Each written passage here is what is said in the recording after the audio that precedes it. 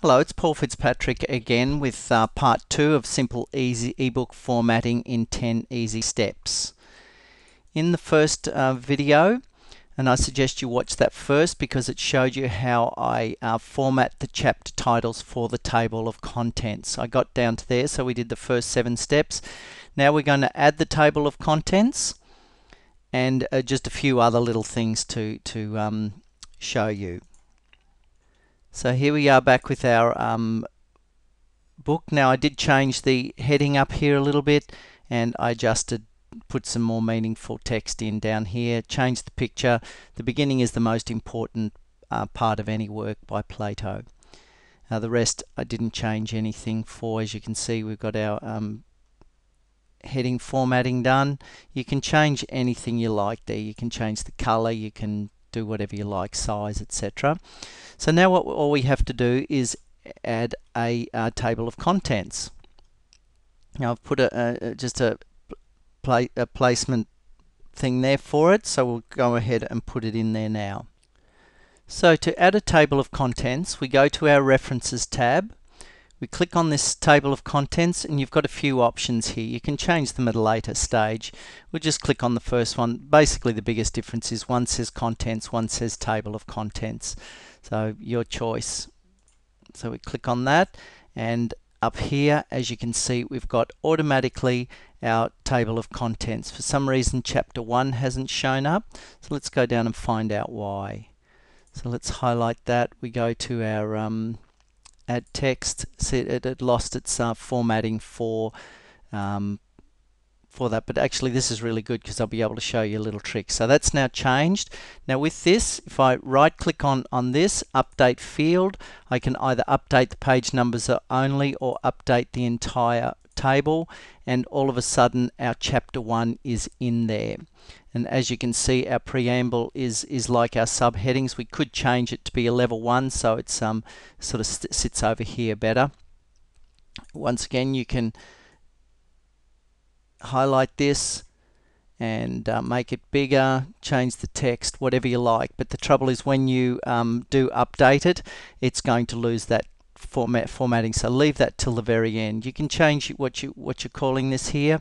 Once again, leave it till the end because it will affect it through the thing. So we've got chapter 1, chapter 2, chapter 3. We've lost chapter 4. I rushed through it, so it's quite easy to just miss doing something. So we just go once again to our references at text level 1, and I think references we need to add, I forget whether I did heading 1 or heading 2. Go to references at page level 2. Actually that can be a level 1 anyway, and we'll go right up to the top to the preamble, because I think that would be you wouldn't call it preamble, I've just called it that for want of a better term.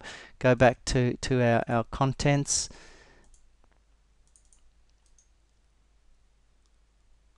and update field, update entire field, and as you can see, when you click outside it, it won't have all the formatting that we've got by highlighting it.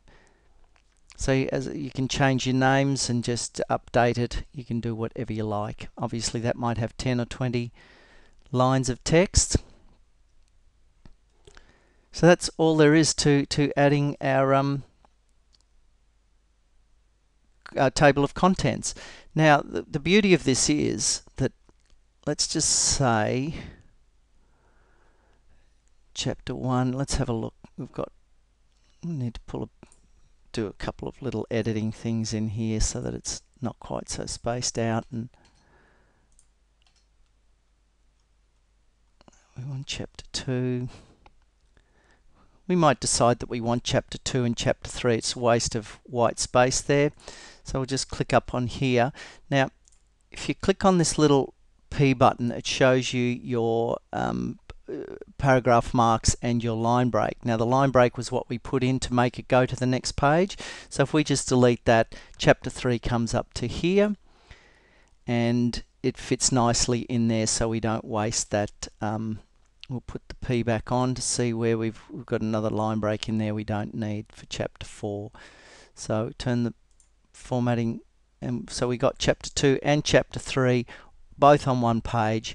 I mean, you might have spaced that out with some images or anything. You might decide to change your margins.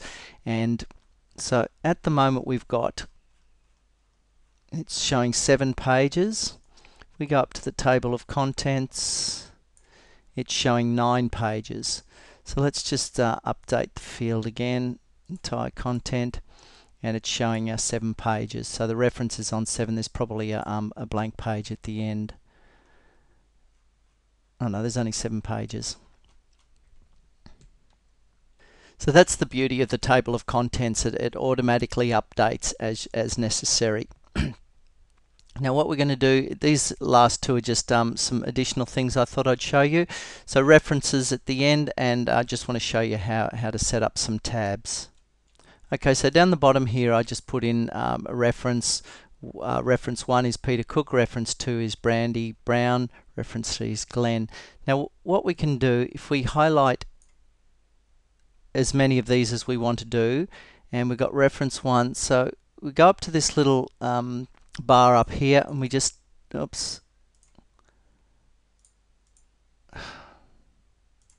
double click, and we've got a tab mark, so which is only relevant to these 3 lines. It won't be there for this. Can you see that little black mark up there?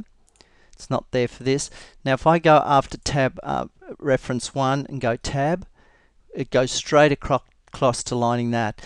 If it wasn't there, like in this one, I would have to go tab, tab, tab, and carry on like that. So this way, you just go reference 2, tab, reference 3, tab. I've just got a space at the beginning of that, and you've got them. You can go into your tab references and you can add dots in between there quite simply. So that's just a quick little tip for down there. Now back up to the top, we're going to just add some hyperlinks. Very easy to do. Just highlight. So this might say something more like blogging with Paul. These might be all your references that you want to send people to. I'm sure you all know how to do this, but I'll show you very quickly. Down the bottom here, you just type in your address down here and click OK. It's now hyperlinked, so that means when somebody clicks on this in your PDF, it will take them to whatever website you set that up, and you can do it with that one and that one. You can write a little bit about it. Licensing information, if it was a PLR or something like that, you might have some information. Copyright, you can easily add the copyright symbol too. We get rid of our table of contents because we've already got it. So basically we've got a nice front page. You do a little bit more work on formatting it, but basically it's there. A little bit of information, your table of contents. You could even make your table of contents one of these. I don't know why you'd do that, but if you wanted to, you could. And you've got your different levels of headings. So as we scroll down, we've got chapter 1, our image. You can add more images. You've got our 2 other little subheadings, chapter 2, chapter 3, chapter 4. So you can imagine what it would look like if you had your own header in there rather than that, your own banner up there instead of this very quick thing that I did up here.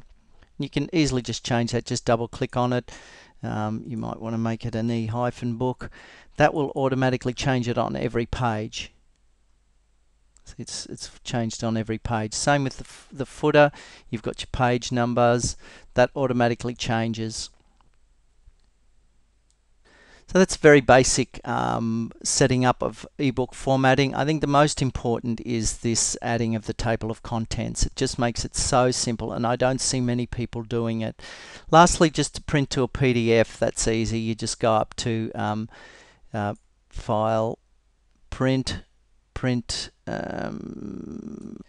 actually going to, I have a printer that I can print to a PDF file, but with Word, you can click Save As, and click down here, PDF, and click Save, and it's making you a PDF. I'll just pause it for a sec. And here is our PDF all made up for us. I'll just resize it so it's the same size and fits your screen. We scroll down, it's all done up nicely and ready. Obviously you'd make this a lot nicer and adjust this to different to suit what you're doing. So I hope you found that helpful. Please leave a comment at the bottom of the page here, and or go to the website there that you can see, and there'll be a link at the bottom of the video, and just leave a comment. Hopefully they'll be good ones, and good luck with making your ebooks.